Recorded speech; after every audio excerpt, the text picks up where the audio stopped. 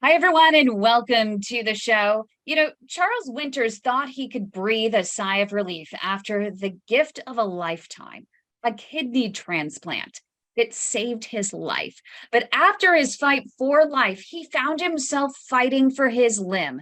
Doctors hadn't told him that chronic kidney disease, or CKD patients, are at increased risk for peripheral artery disease, blocked arteries, and mainly the leg arteries, which restrict blood flow. And also the steps that could be taken, such as with diet and exercise, to possibly prevent it. So after he recovered from a kidney transplant and had just started getting his life back in order, he found himself back in the hospital fighting to avoid amputation. And he is going to be joining us in just a few moments to share his incredible journey, not only fighting for limb, but fighting for life. Dr. Phillips, this is going to be an amazing Save My Piggies broadcast. Yes, I'm super excited. I read a little bit about Charles and his struggles, trials, tribulations. I know that he's focused and he's trying to do what he can, and he's got a great partner sitting next to him. So I'm really excited to hear their story. I mean, Save My Piggies is about the patient. It allows the patient to have a voice. You are a fantastic advocate for patients. But I think the Save My Piggies allows them to just kind of tell their story, and then we can learn from them. Because I learn all the time when we interact with patients and they tell me things that I don't necessarily think about their experience in the whole on the highway of medicine, as it were. And so I'm really excited about it. And thanks for having this episode. I'm really pumped. Thank you. Well, let's kick things off with a moment of inspiration. Yeah, so today is Eleanor Roosevelt's birthday, and she has a lot of cool quotes, good quotes, inspirational quotes. This quote's about leadership because I think doing what you do, you have to be a leader and you have to inspire people. And so I like this quote, and I just found it because I'll have to tell you what I was doing before we recorded this because I needed some leadership. But anyway, so Eleanor Roosevelt, born today, October 11th, she said, "Good leaders inspire people to have confidence in their leader. Great leaders inspire people to have confidence in themselves." Yeah. And I love that because you have to have confidence in yourself. And I also read this, I don't know who did this as a psychologist or something, but you can change a person's mental attitude. One person at a time can change that. And if you said something to, let's say you're struggling and someone says, "You know what, Kym, you got this, you can do this."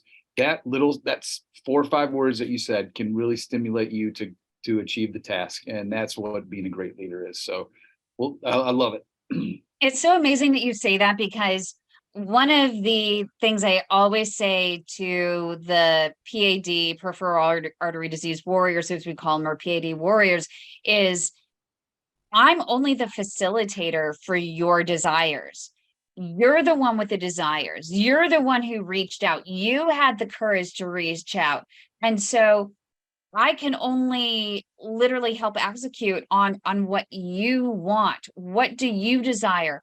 I see you in your wellness as long as you see you in your wellness. What do you want out of this? And what are you willing to do to get there? And I just help them to reach those desires, which usually is a longer, healthier, pain-free life with their two legs intact, hopefully. All right. Yeah, and I think that we all need inspiration, and we all need to be told we can do it.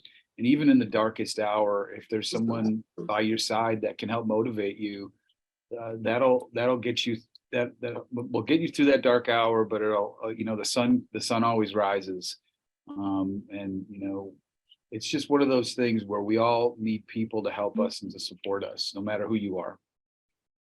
And that's where Charles Winters and his wife Pamela, Pamela had reached out to me. And it's interesting because I didn't ultimately have anything to do with the decisions that, in terms of, I didn't facilitate an introduction ultimately to the doctor that saved his leg in this case. But I was with Pamela at a certain point in this journey, right, Pamela?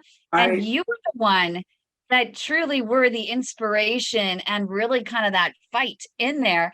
And I was just listening and helping to affirm or help just listen, I think, to what was going on and just to support you.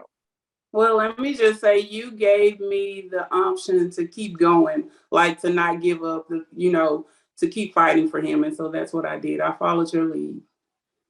Yeah, just giving you hope. That's literally all I could do at that point. And you were the one, you were the boots on the ground. You both were the boots on the ground and actually making that happen. And so, um, again, just the facilitator, the desire that you guys have, right? Right. So let's start from the very beginning of your journey. It's so amazing to see you both here today and to see you got two legs there, my friend Charles. Yeah. It's been such a long battle. I want to go back, I think, John, what do you think, to the beginning? Because I'm curious about, that moment where you were feeling great and then the next moment you weren't. Can you bring us back to that time? What were you doing before and then what happened? What stopped? Well, I was a baker at Brookshire's grocery company for about 19 years. Wow. And I got sick in 2013 and lost all kidney function. I knew I had the disease, but the doctor that I had, Dr. Noble, was awesome.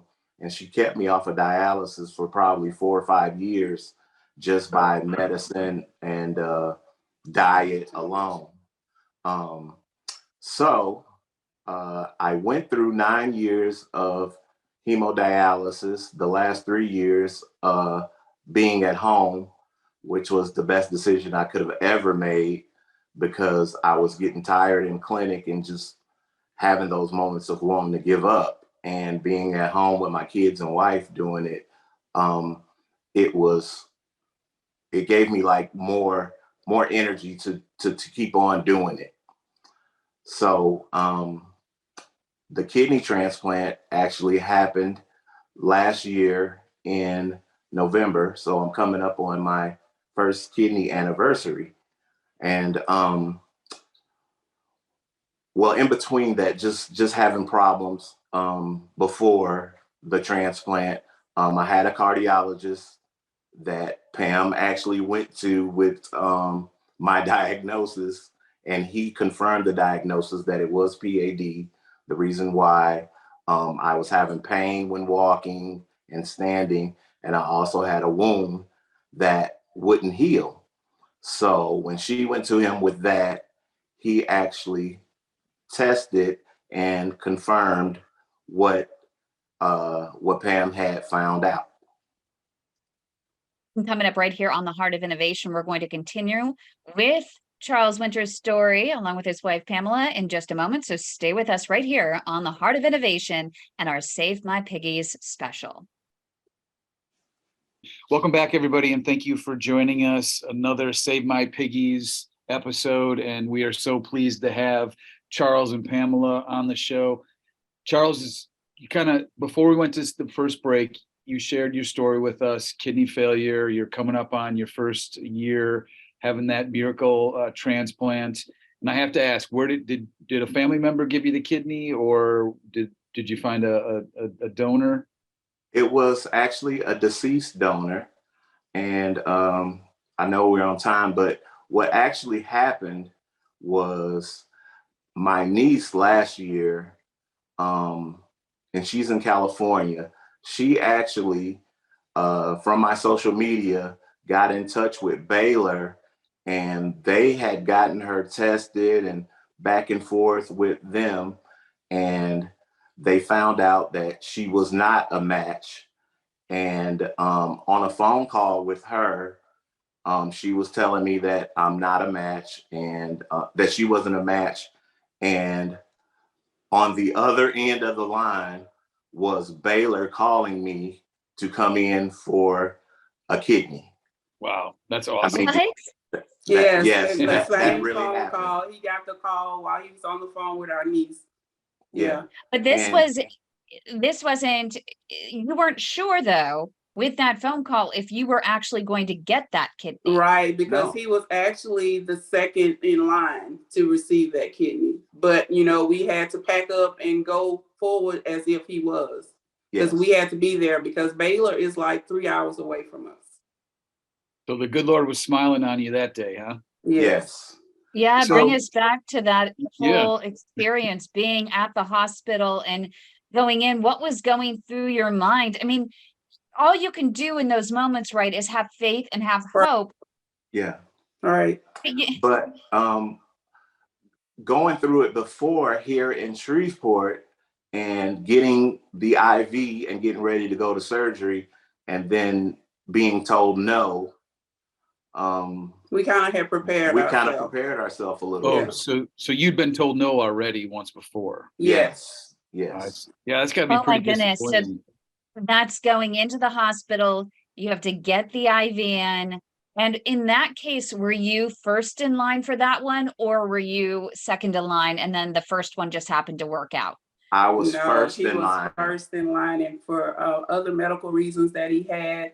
And if we're all being transparent, his weight was the reason why he was unable to go forth with that transplant. We had a goal and I was 6 pounds over what they wanted. And it was a day that I didn't dialyze. So he had extra fluid on his that body. was just fluid. If I would have dialyzed, I would have been well under because I always take off 3 to 4 liters. So, and it was kind of the way the doctor told me that he was going to go meet with the committee. This was at 6 o'clock in the morning.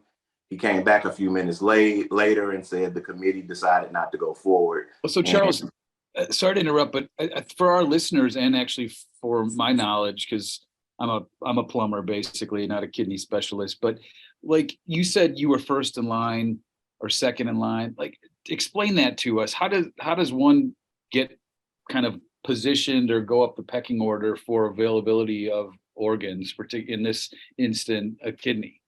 Well, the transplant list is compiled by how many years that you were on dialysis or you've been on dialysis. Of course, certain things matter when the kidney comes up. It has to be the right blood type and antibodies and things like that. So the order kind of gets skewed at times. But the longer you're on dialysis, the higher you are on the transplant list. And it just so happens I was. And I know we Mhm. have Terry Litchfield. She is with Dialysis Access Solutions. She is the president. She's also a patient advocate for people with CKD. And I wanted to have her weigh in with any other knowledge she might have on, the whole process of getting on the wait list and then ultimately being selected. Terry? Yeah, it's a really tough, these lists are long. So the average wait for a kidney is now about 4 years in the US. And so it's very competitive. If you get your weight or things will put you down on the list. And then when it comes in, it really is, because minutes matter. You want to get both of those kidneys from a deceased donor into the proper people. Now, there used to be a lot more questions asked, and the transplant, the way we manage the transplant list and the whole way the US handles transplants is actually in the process of being big changes, so that some of the things that other patients have may experienced won't be as prevalent in the future. So Terry, two questions for you. Number one, like, what if I needed a kidney and my brother wanted to give it to me? I'm assuming that's a living related, and that gets expedited. And then I'm going to ask about maybe, and I'm naive here, but maybe the dirty side of things, or the underbelly of it. What if I have a lot of money and I wanted to, expedite my position on the list? Do people do that? You can. In the old days, you could. But now these lists are not managed by the transplant centers. They're national lists. Right. And so you have a number. and it's a codified number. So you can't slip a quadrillionaire in. So you're telling me, like Warren Buffett, if he needs a kidney, he's waiting like the rest of us. He should be. Okay. Yes. Well, except that he'd probably go overseas and find a location that Yes, he could potentially yes. buy his way in. Right. Okay. All right. Yeah. So I'm I sure was people would be with willing to sell their kidney to Warren Buffett. Yeah, Right. so if it were matched. I was with the WHO in Asia. I was based out of Singapore, and it was quite common for patients that didn't qualify. Most countries don't give everybody dialysis. Right. And if you were over 55 in Singapore, you weren't going to get dialysis. And so you would go to, depending on your ethnic background, if you were of Indian descent, you would go to India and buy. And if not, if you were Chinese, you would go to China and buy. So there's a market for organs. Wow, but Charles, you were lucky. Within what amount of time, or what was the time frame between the first and the second for you? It was about 3 years. 3 years. See, that's incredible, and probably a lot of pain and suffering along the way. Yes. I just one day, I just had a notion to try to go to a different transplant center, and the closest would be either New Orleans, which was 5 hours, or Baylor, which was 3 hours. So I filled out the application, got worked up there. I made the list like a week later after getting all the tests done, and it was probably 6 months waiting on Baylor's list, and they called me for the backup kidney. So you get kind of right here on the Heart of Innovation, we're going to get into the story about what it was like for him. They got the call, they got in the car for this second opportunity, and then what happened? Stay with us. Welcome back, everybody. Thanks for joining us. Save My Piggies segment here, episode. So Charles, before we went to break, I kind of derailed things a little bit because I was curious about the whole process, and I think our listeners are. But now, hey, you got the call, you're rolling in, you're number 2, and then you get bumped to number 1, and it's go time. The shuttle's launching. What is going through your mind? And tell us about that day. Well, on that call, they told me that I had to come in like I was the number 1 patient. So we would get there early at 6 o'clock, and they would work me up with the blood test and make sure everything was still the same as when I got worked up before. And basically they took like 10 minutes to do that blood work. And then they was like, well, go to the mall, go to the movie, anything, get your mind off of it. And, we'll call you if it's a go with you. Well, of course, we couldn't do that, get our mind off of it. So actually what we did was go downstairs to the lobby of Baylor, and from, I think we ate breakfast. So from like 8 o'clock to 5 o'clock that evening, we were just there talking about how we were going to handle the disappointment of not getting it, because as the time went on, we was pretty much sure that we wasn't going to get it. Well, they had a Starbucks, so I was calm. But so I'm curious, like they let you eat. So the assumption is, because you have to be NPO, nothing for, I'm assuming, at least 8 hours. So there was so they knew they were getting a kidney in at some point in that day, but it wasn't going to be until that evening or whatever. Yeah. So they told you, go ahead. Yeah, they actually did give some information that it was a deceased donor, and that wherever he was on life support, and they expected to, I don't know what they call it, but pull the plug around 1 o'clock that day. So 1 o'clock came, 2 o'clock, 3 o'clock, 5 o'clock, the valet closes, and I tell Pam, well, let's get the car and just ride around till they tell us no, and we can get back on the highway. Well, she got the car around 4:50 or so, and we are driving out of the loop to get out of the hospital, and they call. And I was like, well, Pam, this is it. They're finna tell us, you know, we don't get it. So we've already got our mind made up. We're gonna go home. And she says, Mr. Winters, and I say, yes. And she says, I got good news. And now I can't tell you the rest of what she said because we were hollering and praising. And by the time we calmed down, she was telling us to go across the street, go to the 14th floor. They'll be waiting for you there. And with that excitement, I'm excited to get there. But in the back of my mind, like, this is not going to go, you know, just preparing myself for disappointment.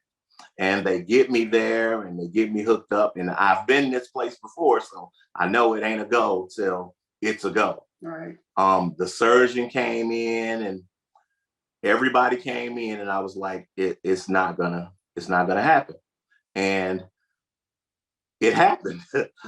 They came and said, we're ready to go downstairs. And it was like a mad rush then, like they were moving, getting stuff unplugged and getting ready for me to go to surgery. And coming down the hallway in the bed to go downstairs, getting prepped for the surgery, all of the team that was on the 14th floor were there with signs and horns and horns on both sides of the hallway. And they're saying, congratulations, congratulations, congratulations. And oh my God, you're gonna make me cry. Oh, it broke me. I got goosebumps. I got goosebumps.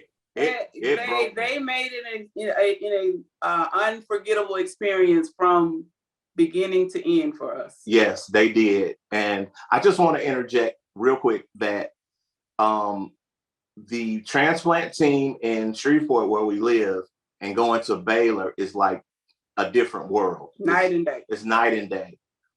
We're the city that we live in is a whole lot smaller, but being at Baylor and the way they treated us and that parade they put on, I mean, I couldn't be happier going into surgery than that. And I'm glad we didn't know that they were going to do that to video it, because now it's like embedded in our mind. Like, we won't forget that, you know? So Charles, I'm going to put you on the spot, and, you know, I want you to answer this as honestly as you can. So tonight, their Powerball ticket is like $1.8 billion. Okay. Right. Yeah. They're drawing that sucker. Yeah. So let me, I'm going to pose this question to you. In one hand, I've got the winning numbers. Okay. And in the other hand, I've got a kidney. Wow. What would you take, knowing what you know? I'm definitely taking the kidney. Hands down. Hands down. Not doesn't even have to think about it. Yeah. How about the $1 billion if you were Warren Buffett and you'd buy the kidney? Well, I don't know if I would do that. Take that chance. Because the health system other places, you know, you just don't know. Right. You don't know what you don't know. So you could wake up dead in a foreign country. Right. So no, I would definitely take the kidney. Hands down. Yeah. That's awesome. No different. That's awesome. Yeah. Because I love that. I could have CKD and not wake up in the morning, and where does that $1 billion get me? Right. Yeah, I would take the kidney. It's not always money. It's not always money. Right. That's awesome. No, and that's probably, you know, it speaks volumes for your character, and it's also probably one of the reasons why you were just celebrated so much, you know, by the team over there, and everyone was just excited about it as you were. And Pamela, I'm curious from your perspective, what was really going through your mind? It must have been an emotional roller coaster and lots of prayers along the way, but now you must have had faith. And I'm glad you said that. It truly, they say it takes a village to raise a child, but it truly takes a village to back a family with someone that has chronic kidney disease and the caregiver. Being a caregiver, I've literally had to lean on, because at times I had nothing but faith, because we were 3 hours away from our church family, our regular family, immediate family, all of that. So I had nothing but God to lean on. So it has really strengthened How do you balance?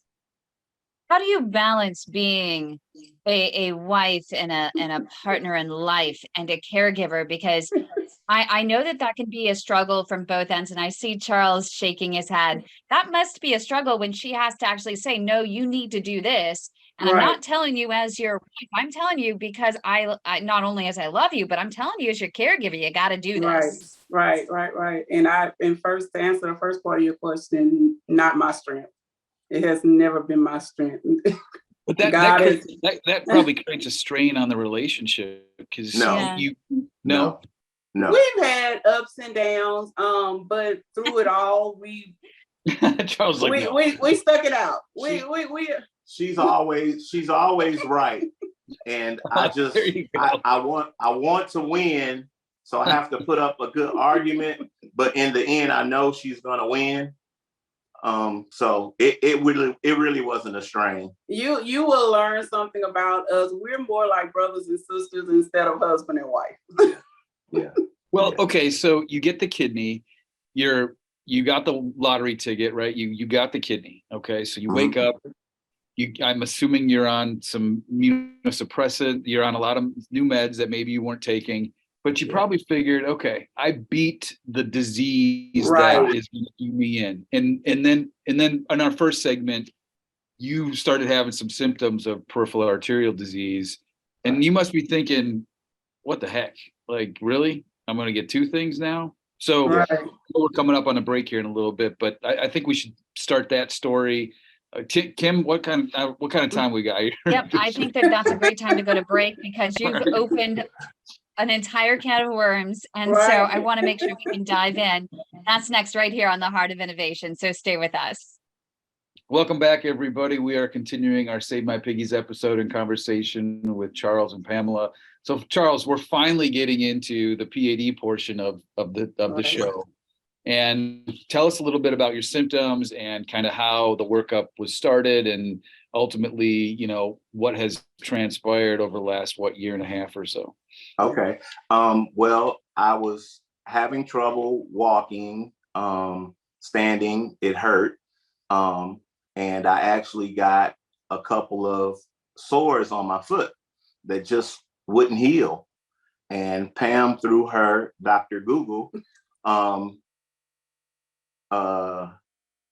of knew that it was PAD, but she went to my cardiologist with my symptoms and everything, and he was like, "Man, it sure sounds like it."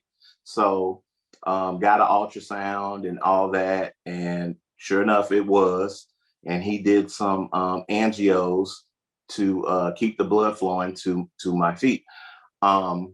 But that sore, while I was getting the kidney, that sore and having the immunosuppressant medications, it kind of exacerbated that sore. Kind of sped it up. It sped it up like a whole lot. Yeah. And we were in Dallas at the time that I was supposed to go back to my cardiologist to have more angioplasty to get more blood to try to heal that wound. Well, it didn't happen. And we were still staying in Dallas because we had to stay in Dallas 3 months away from the kids and everybody for the kidney checkups. So they sent me over to a podiatrist, and it had gotten so bad, it was no other choice but to amputate it. But before they amputated, they had to make sure it was enough blood flow to it. Mm-hmm. So I saw a vascular surgeon there, Dr. Ike, and he got enough blood flow to where they were confident that that wound would heal. And it did. We ended up coming back to Shreveport and reuniting with the family. But I had a callus that wouldn't heal, kind of like on the bottom of my foot. Well, since we had a lot of doctors at Baylor, we went back to Baylor, and they were like, it's so bad that the one artery that we have going to the foot, it's almost clogged, and the only other choice we have to do is a cryo vein, which is it's a harvested vein that they connect one part of to another part of the leg to Right, kind of bypass it. Yeah, right. yes. So they did that, and it was working fine. Left, continued to heal. Still had staples in, and one night or one morning, I told Pam something's wrong with my leg.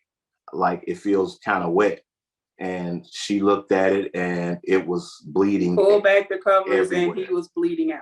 Yes.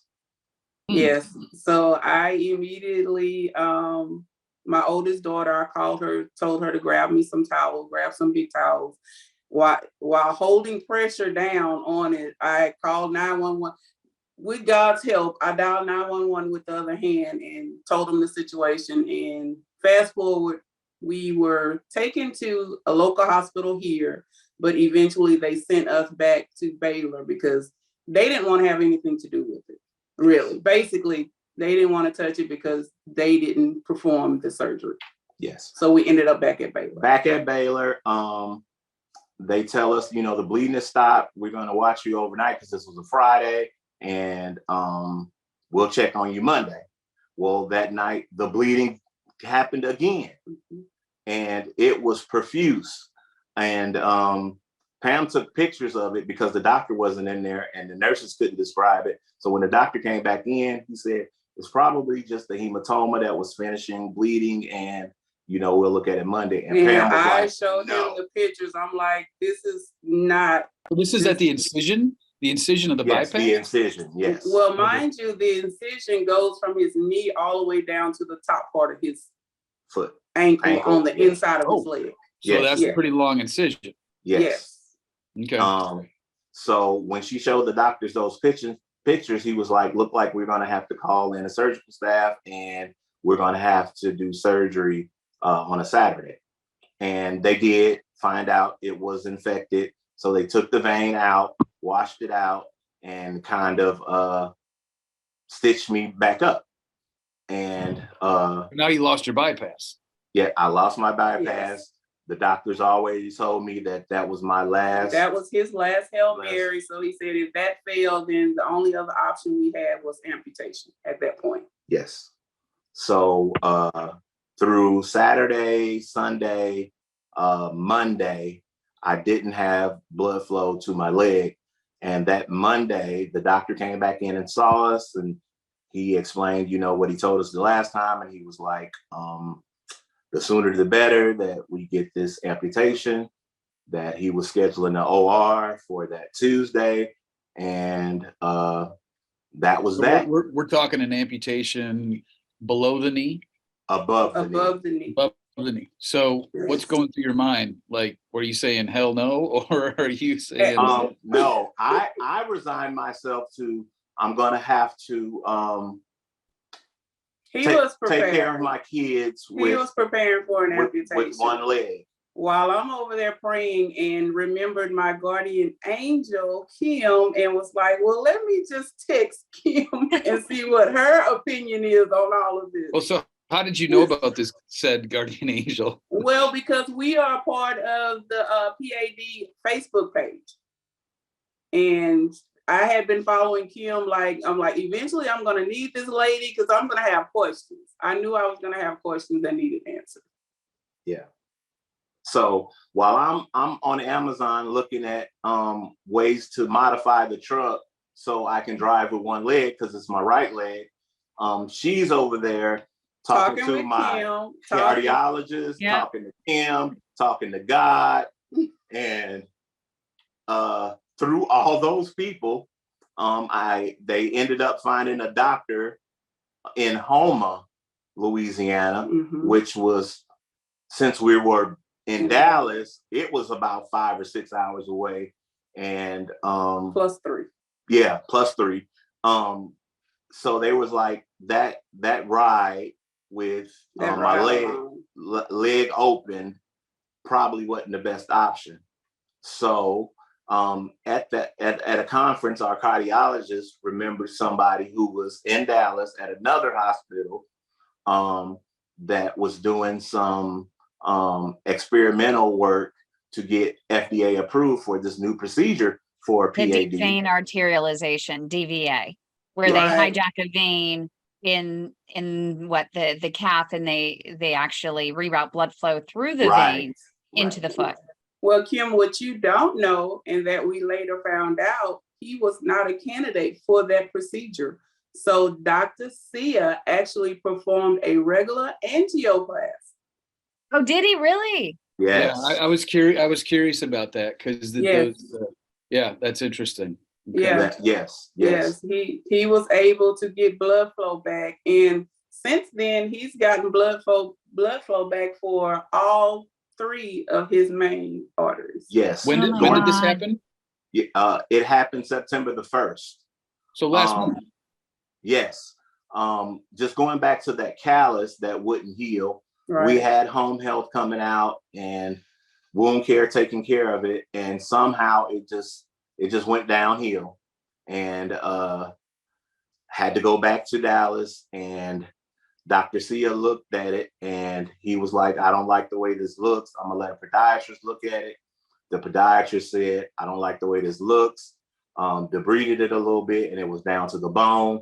And he said, when we see this is almost always an infection and we're gonna have to amputate. And before we amputate, we have to make sure that we have enough blood flow Again. to get this to heal. Well, Dr. Sia, what you don't know about him, he's very frank.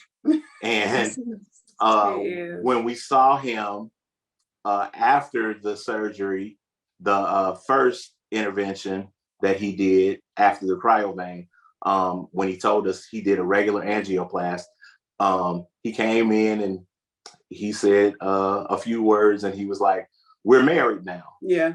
We're together, me and you. And I'm not saying that this is the only thing we're gonna ever have to do, because I believe we're gonna have tune-ups like every 3 months or 6 months or whatever. He's like, I'm not comfortable releasing you to your local doctors. I want to see you.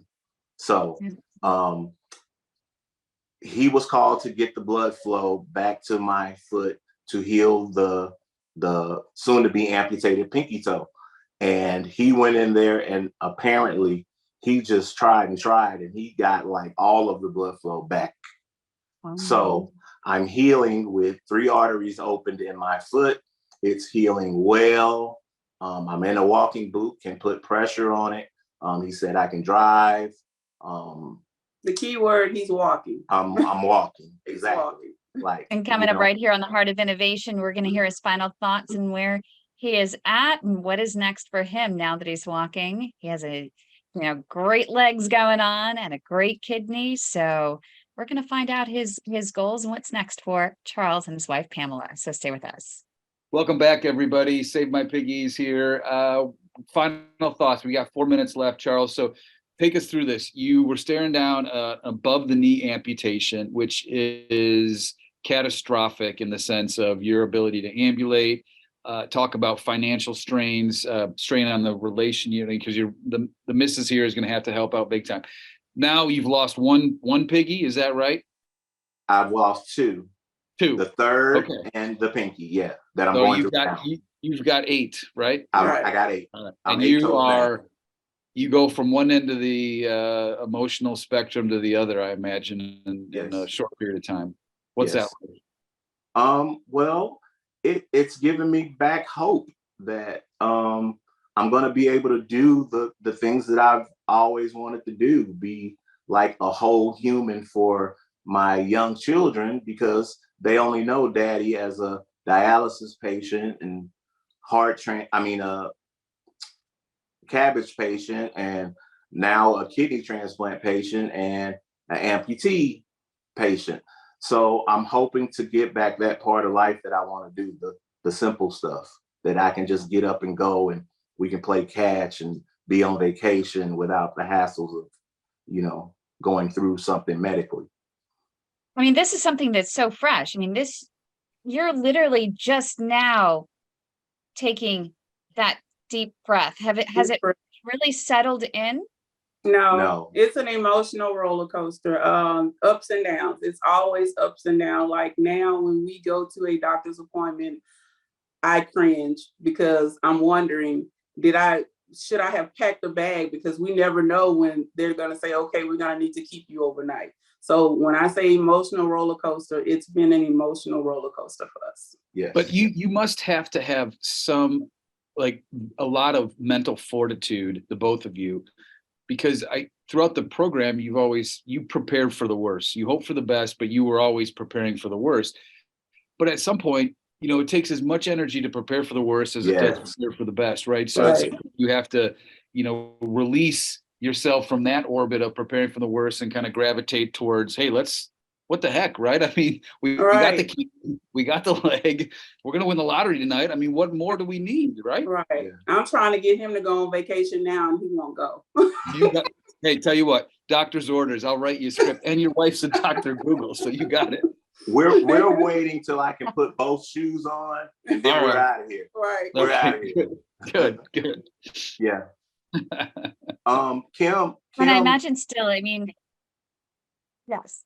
Kym yesterday gave me a call that gave me a lot of hope, because throughout this whole medical process, I've been wanting to help other people going through similar situations, because I wish I had someone out there that was saying, not, just keep going, but actually know what I'm going through and the emotions that I'm having, that they're okay. Like, you can have a day to rest, you can have a day not to be strong, but just keep on breathing and keep on living, and you're going to make it through that situation. Long as you don't give up. You only lose when you give up.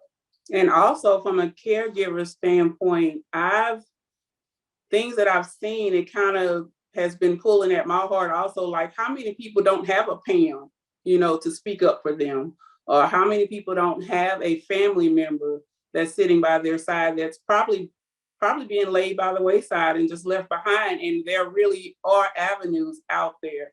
Like, I'm an avid reader. I'm sorry, Dr. John, but I love Dr. Google, but I read everything, and I kind of absorb. And if I can help anybody, I'm willing to tell my story, his story, anyone that's willing to listen. Yes. Well, that's what Save My Piggies is about. So Right. You summed it up right there. Yeah. Yeah. It is absolutely fantastic. And I love your shirt you have on, Charles. It says undefeated, and you definitely are. Right down here it says never lost. And we're talking about God. Never lost. Yeah, that's right. Never lost. Always found. Yeah. Exactly. Thank you so much to you both. Thank Thank you. you. Thank you for having us.